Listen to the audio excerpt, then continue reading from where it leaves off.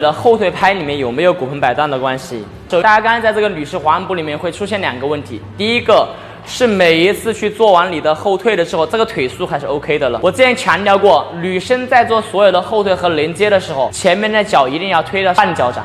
我们其次去转换的是什么？让我们的前脚的半脚掌的力量处于一个往上去推住的意识，然后我要的是前腿继续再去推动的时候，让你的核心会呈现一个继续往上的一个过程。那么往上了之后怎么样？我再去完成的是什么样？我现在不要转动，我只是让我的右侧的骨盆去完成一个肩胛和我的骨盆去形成一个摆荡的关系。我的骨盆现在是没有转的，看到没有？这个时候怎么样？我再去形成转动的时候，我们的整个身体才会有一个继续往前的意识。虽然说我们在每一次转动，我们的骨盆是在往后往上走，但是我们脊椎的意识一定是往前走。所以我不要看到大家整个脊椎意识 for 1 and 2 and 3 and 就会显得你的身体的幅度很大。我要的只是你的核心有转换就行。所以我们一般的在所有后退步方里面，我的脊椎是尽可能的保持在哪个位置？前倾的这个位置。然后前腿从你的掌继续推到肩的时候，找到你的中心点，完成你的摆荡关系。记住，不是转动。我下面只是把我的骨盆怎么样，往你的右腿的脚尖方向去给一点点就行了。这个地方我的肋骨身体是锁住的，包括我的后背和肩胛。然后持续转动，让你的后背形成连接，让你的整个身体和脊椎的意识继续往前，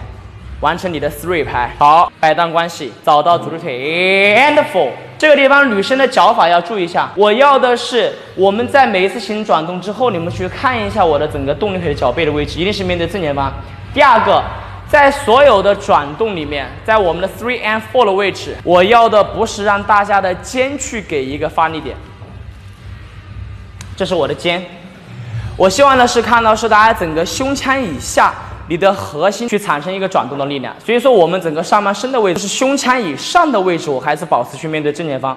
我要的是让你的核心和你的中段去产生一个转动，保持这个对抗的关系。and 4，看到没有？所以说我们转动只是我的胸腔以下，核心和骨盆。那么这个时候我们的整个身体的面积，它才会去形成一个对抗的关系。摆好这个位置，然后1的时候，保持你原有的整个脊椎的形态，前脚由你的肩去换到我的断掌的位置。1，但是在这个1的过程中，大家去注意一下你的整个脊椎。这个时候我需要的断掌一定是往上去做一个支撑，折叠90度的位置。所以不要跟我把脚给这个位置，我要的是折叠90度，让你的整个脊椎保持在一条线去往前去给到你的重心。然后 inch 的时候，通过你的前腿给一个击，膝关节去给一个伸直，整个右侧的肩胛持续保持一个往下的一个过程。